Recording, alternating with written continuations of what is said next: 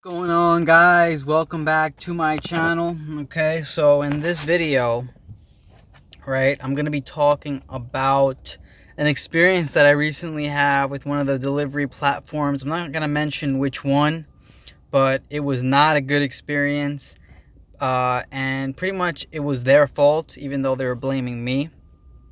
Okay, and so they basically they called me up, and they said that they pretty much offended me, like saying I cannot read. It's crazy. These customers put in their wrong address, or an address that's difficult to find, and then they blame you for it because you can't find their house. It's incredible, guys. But this is gonna help a lot of you new drivers out there, so you don't make a mistake out there, or don't take a blame for something that you're not responsible for. All right. And so in this case, it was someone's address was not correct. Okay, so let me just tell you the quick story. So I was doing one of the delivery apps. I'm not gonna mention which one. I was doing it at night a few days ago, and I went pick up the food. It was a Wendy's order, so it was very simple. Just go into the drive-through, picked up the food, drove to the customer's house. Okay, and on the app, it left me a message, right? So you can leave a note to where to deliver the food, right? And so I went ahead. It was an apartment complex. Okay, sometimes those apartment complexes are a little difficult to figure out which is the right house, and so it was fine to get in. And the lady stated on the app that it is the fifth house from the street that I turn on. Okay, so I went to the fifth house. Okay, I checked the address, and it was a number. Okay, and it was the correct. I was right. I was at the correct number, but the problem was that these houses were like townhouses. So there was two houses. Okay, and it was difficult because they had two different entrances. And so I'm like, okay, I'm at the address. Okay, so I call the customer just to make sure it was her, right? And so I call, no answer. Okay, all right, so I'm guessing, all right, maybe she can't pick up the phone. So I go out of my car, knock on the door, and this older woman comes out, and she's like, who are you? And I'm like, this is DoorDash. Did you order DoorDash? And she's like, no.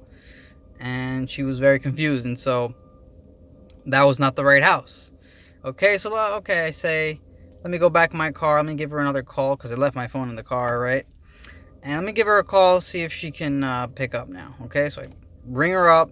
Again, no answer. All right, so this time I'm in my car. I'm waiting, waiting about 2-3 minutes, and then I start texting her. I sent her one text saying, I'm at the address, but I can't find the house, right? So again, I sent her the text message, no response. And, I'm waiting in my car, trying to call her, trying to contact her so she can get the food, because that's not the correct address. All right, so after another call, okay, so I called her three times and one text, and no response. So you know what? I say she's not there, and I leave. Okay, so I wait till I'm able to mark unsuccessful on DoorDash, because you can wait a little bit and then you can click a button that says the order was unsuccessful, right?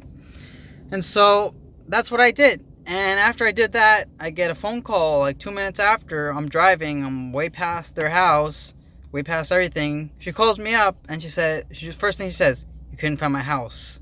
And I'm like, who is this? And she's like, this is the DoorDash customer.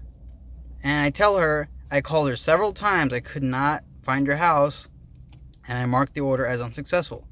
And right away, she's like, "What? You can't read? Your job isn't your job that easy?" And she started insulting me, And that is not what our job is, guys. Our job is not really customer support. It is just to deliver food. And she started insulting me, and I could have, said a few nasty things back, but I didn't. Okay, you gotta hold your cool.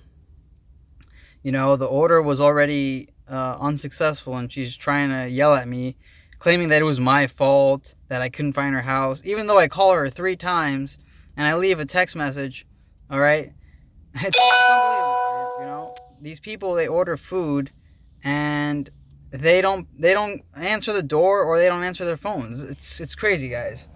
But this goes out to people also, DoorDash customers that are watching this, to, you know, be aware that you have food coming, that you have a delivery guy that's not working for free, all right? He's using his car, his own gas, and his time to do this. So you got to be respectful for these delivery drivers. They're trying to make a good living here. And so, you know, you got to know that you got something coming, all right? So you got to be prepared for that and be prepared to answer your phone.